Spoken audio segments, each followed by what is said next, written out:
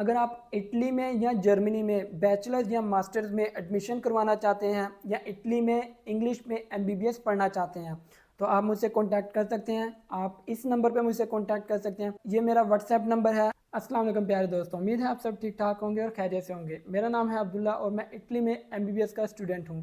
آج کی ویڈیو کا جو ٹاپک ہے وہ کمپیریزن ہے اٹالین یونیورسٹیز میں اور جرمن یونیورسٹیز میں. یہ ویڈیو بنانے کا مقصد صرف یہی ہے کہ آپ خود چوز کر سکیں کہ آپ نے اٹالین یونیورسٹیز میں پڑھائی کرنی ہے یا پھر جرمن یونیورسٹیز میں.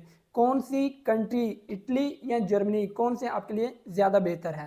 اٹالین یونیورسٹیز اور جرمن یونیورسٹیز کے کمپیریزن میں نے کچھ پوائنٹس لکھے ہیں. ان کو باری باری ہم دونوں کنٹریز اور دونوں جو کنٹریز میں یونیورسٹیز ہیں ان دونوں کا کمپیریزن اس میں کریں گے.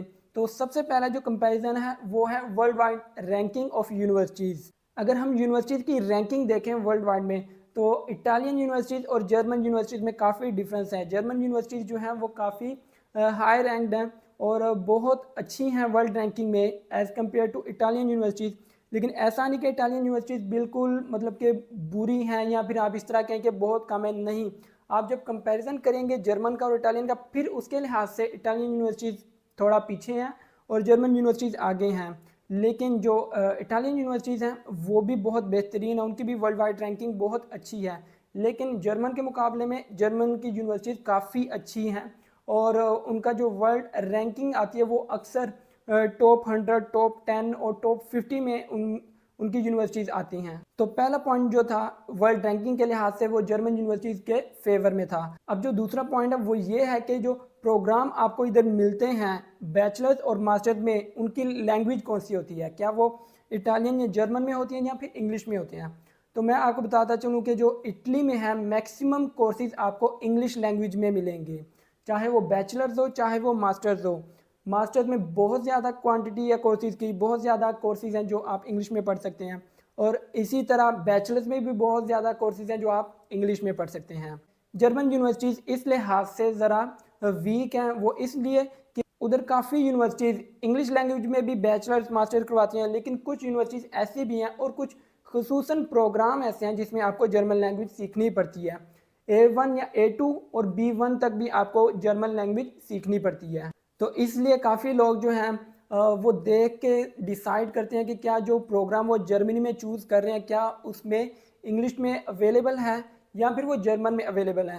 جبکہ اٹلی میں میکسیمم پروگرام جو ہوتے ہیں وہ آپ کو انگلش میں ہی اویلیبل ملتے ہیں, وہ آپ کو اٹالین میں نہیں ملتے ہیں. تو اس لحاظ سے جو اٹالین یونیورسٹیز ہیں کافی بہتر ہیں کہ ادھر انگلش میں آپ کو پروگرامز کی کافی زیادہ ورائٹی ہے. اور جو جرمن ہے اس میں تھوڑا سا جو ایشو آ جاتا ہے کہ جیسے ادھر MBBS ہے, جیسے کہ میں ادھر اٹلی میں MBBS کر رہا ہوں, میں انگلش میں کر رہا ہوں, اور جو جرمنی میں MBBS کرواتے ہیں وہ آپ کو جرمن میں ہی کرواتے ہیں, ادھر MBBS انگلش میں نہیں کرواتے ہیں. تو تیسرا پوائنٹ ہے یونیورسٹی فی. میکسیمم جو اٹالین یونیورسٹیز ہیں وہ بالکل فری ہیں, آپ کو 1 روپیہ نہیں دینا پڑتا یونیورسٹی فی میں, کیونکہ یہاں پہ جتنی پبلک یونیورسٹیز ہیں وہ ان کی کوئی فیس نہیں ہوتی. ہاں لیکن وہ آپ کا ڈیپینڈ کرتا ہے ایزی ویلیو پہ, آپ کی اکنومیکل سچویشن پہ. جو آپ کی اکنومیکل سچویشن ہوتی ہے آپ کی فیملی بیک گراؤنڈ پہ ڈیپینڈ کرتا ہے کہ آپ کی کتنی انکم جنریٹ ہوتی ہے اینولی, اسی لحاظ سے آپ کی جو ہے ایزی ویلیو بنتی ہے. تو اس لحاظ سے جو اٹالین یونیورسٹیز ہیں وہ بالکل فری ہوتی ہیں, ادھر آپ کو کوئی فی نہیں دینی پڑتی. جو آپ کو اینول فی ہوتی ہے یونیورسٹی کی کوئی فی نہیں پے کرنی پڑتی. اگر اس کے کمپیریزن میں آپ جرمن یونیورسٹیز دیکھتے ہیں تو ادھر بھی میکسیمم یونیورسٹیز فری ہی ہیں, لیکن ادھر کچھ یونیورسٹیز میں اس طرح ہوتا ہے کہ جو ٹیکس ہوتا ہے وہ 300, 400 ایون کہ 250 یوروز جو ہے نا ایز اے ٹیکس آپ کو پے کرنا پڑتا ہے. ادھر بھی ایسا کوئی یونیورسٹی کی فی نہیں ہوتی. بہت ہی کم یونیورسٹیز ہوں گی جس میں آپ کو کچھ نہ کچھ یونیورسٹی فی ایز اے پے کرنی پڑے, ورنہ وہ جرمن یونیورسٹیز بھی بالکل فری ہی ہیں. تو جو تیسرا پوائنٹ ہے یونیورسٹی فی کے لحاظ سے, تو دونوں کنٹریز کی جو یونیورسٹیز ہیں وہ آلموسٹ سیم ہی ہے, آلموسٹ فری ہی ہیں. چوتھا پوائنٹ جو ہے وہ یہ ہے کہ اپلیکیشن فی. جب آپ یونیورسٹی میں ایڈمیشن کے لیے اپلائی کرتے ہیں تو کیا آپ کو اپلیکیشن فی پے کرنی پڑے گی یا نہیں کرنی پڑے گی. تو سب سے پہلے جو اٹالین یونیورسٹیز ہیں اس کا میں بتاتا چلوں کہ اٹالین یونیورسٹیز میں کچھ یونیورسٹیز ہیں جن کی اپلیکیشن فی ہوتی ہے اور کافی کی اپلیکیشن فی نہیں ہوتی, اور جو اپلیکیشن فی بھی ہوتی ہے وہ تقریباً 20 سے 25 یا 35 یورو, 20 سے 40 یورو آپ ایوریج جو ہے نا एप्लीकेशन फ़ी लगा सकते हैं इटालियन यूनिवर्सिटीज़ में। जबकि जो जर्मन यूनिवर्सिटीज़ हैं उसमें आपको यूनी असिस्ट एक पोर्टल है उनका जर्मन का, उधर आपने सबसे पहले जब आप फर्स्ट यूनिवर्सिटी में अप्लाई करने लगते हैं तब आपको 75 यूरोज़ पे करने पड़ते हैं, और उसके बाद आप जितनी भी यूनिवर्सिटीज़ के लिए अप्लाई करते हैं उसके लिए आपको 35 यूरोज़ पे करने होते हैं। यानी जो जर्मन यूनिवर्सिटीज़ में है उसमें आपको फ़र्स्ट 75 और बाद में 35 यूरो पे करने होते हैं।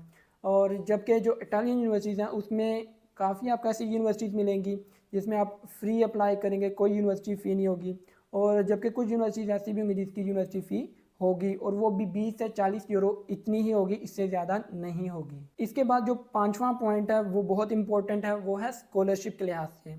तो जो सबसे पहले मैं इटालियन यूनिवर्सिटीज़ की बात करता चलूँ, जो इटालियन यूनिवर्सिटीज़ में जो लोग पढ़ते हैं वो फुली एलिजिबल होते हैं स्कॉलरशिप के लिए, यहाँ की रीजनल नीड बेस्ड स्कॉलरशिप के लिए। ठीक है, नीड बेस्ड स्कॉलरशिप किस पे डिपेंड करती है? अगेन आपके इकोनॉमिकल सिचुएशन पे डिपेंड करती है कि आप कितनी एनुअल इनकम जनरेट करते हैं, एनुअली एक साल में कितनी इनकम जनरेट करते हैं, तो उस बेस पे आपको स्कॉलरशिप मिलती है। कितनी स्कॉलरशिप मिलती है? 7,200 यूरो आपको स्कॉलरशिप मिलती है पूरे साल के लिए। ठीक है, और आपको हर साल के लिए ये मिलेगी। जबकि हम जर्मनी में अगर हम देखें तो हमें पता चलता है कि जर्मनी में बैचलर लेवल पे कोई स्कॉलरशिप नहीं है, और मास्टर्स लेवल पे फिर भी आपको स्कॉलरशिप मिल जाती है, यूनिवर्सिटीज़ की स्कॉलरशिप मिल जाती हैं, लेकिन बैचलर लेवल पे आपको कोई स्कॉलरशिप नहीं मिलने वाली। तो इस लिहाज से जो इटालियन यूनिवर्सिटीज़ में पढ़ना इकोनॉमिकल है जर्मन यूनिवर्सिटी से। अगर आप फाइनेंशियली काफ़ी वीक हैं तो मैं आपको यही कहूँगा कि आप इटालियन यूनिवर्सिटीज़ में अप्लाई करें और जर्मन यूनिवर्सिटीज़ में अप्लाई ना करें। 6 पॉइंट बहुत इंपॉर्टेंट है दोनों इटालियन यूनिवर्सिटीज़ के लिहाज से भी और जर्मन यूनिवर्सिटीज़ के लिहाज से भी, वो ये कि कितनी इनटेक्स होती है, क्या एक इनटेक होती है या फिर 2 इनटेक्स होती हैं। तो इटालियन यूनिवर्सिटीज़ का मैं बताता चलूँ, इटली में सिर्फ एक इनटेक होती है, वो होती है सितंबर इनटेक। ठीक है, और जो जर्मन यूनिवर्सिटीज़ हैं उसमें 2 इनटेक्स होती हैं, एक समर इनटेक होती है, एक विंटर इनटेक, यानी 2 बार आप साल में एडमिशन अप्लाई कर सकते हैं। तो इस लिहाज से जो जर्मन यूनिवर्सिटीज़ हैं वहाँ पे आपके पास ज़्यादा चांसेस होते हैं अप्लाई करने के लिए, यानी आप through out the year apply कर सकते हैं। लेकिन जो इटालियन यूनिवर्सिटीज़ होती हैं उसमें आप साल में एक बार ही अप्लाई कर सकते हैं, एक से ज़्यादा नहीं। इसके बाद जो काफ़ी इंपॉर्टेंट पॉइंट है और अक्सर लोग पूछते भी हैं वो है पार्ट टाइम जॉब्स। अगर आप पार्ट टाइम जॉब्स को देखें इटली में और जर्मनी में, तो मैं आपको ये कहूँगा कि जर्मनी में काफ़ी ज़्यादा पार्ट टाइम जॉब्स आपको मिल सकते हैं। उधर आपको जो एवरेज वेज है या फिर पर आवर जो आपको यूरो मिलते हैं वो ज़्यादा मिलेंगे जर्मनी में, क्योंकि जर्मनी एक बड़ा मुल्क है तो उधर आपको जो जॉब्स के मौके हैं वो भी ज़्यादा मिलेंगे। इटली में भी जॉब्स अवेलेबल हैं, इटली में भी आपको जॉब्स मिलती हैं, लेकिन मैक्सिमम बड़ी सिटीज़ में मिलती हैं। और इटली में आप मैक्सिमम ये भी कर सकते हैं कि जो ग्लोवो का काम है, डिलीवरी फूड डिलीवरी का काम है, उसमें आप ज़्यादा लोग जो है ना इटली में ये काम ज़्यादा करते हैं फूड डिलीवरी का। तो दोनों के कंपैरिजन में जॉब्स ऑलमोस्ट सेम ही हैं। इटली में भी आपको इजीली जॉब्स मिल जाती हैं। फूड डिलीवरी की जॉब्स स्टूडेंट ज़्यादा प्रेफर करते हैं क्योंकि इसमें आपको फ्लेक्सिबल आवर्स मिलते हैं कि जब आप चाहते हैं तब आप काम कर सकते हैं। तो इसलिए इटली में ज़्यादातर लोग फूड डिलीवरी का काम करते हैं और इसमें उनको अपनी मर्ज़ी से काम करने का मौका मिलता है। और जर्मनी में जो है आप फूड डिलीवरी का काम भी कर सकते हैं, इसके अलावा आप किसी और मैकडोनल्ड, आप KFC, कोई और जो फूड चेन्स होती हैं उसमें भी आप काम इजीली कर सकते हैं।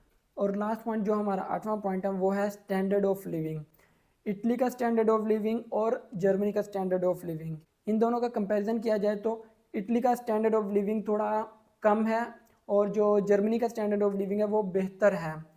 जर्मनी एक बड़ी कंट्री है और इकोनॉमिकली काफ़ी स्ट्रॉन्ग भी है, तो वहाँ पे स्टैंडर्ड ऑफ लिविंग भी बेहतर है इटली के लिहाज से। लेकिन जहाँ से हम आ रहे होते हैं, Pakistan, India, Bangladesh, Saudi Arabia या फिर अफ़गानिस्तान, इन कंट्री से हम जब हम आ रहे होते हैं तो हमें इन चीज़ से इतना फ़र्क नहीं पड़ता, क्योंकि चाहे हम इटली आए चाहे हम जर्मनी आए, दोनों का स्टैंडर्ड ऑफ लिविंग हमारे लिए बेहतर ही होता है और दोनों में हम काफ़ी इजीली एडजस्ट कर पाते हैं।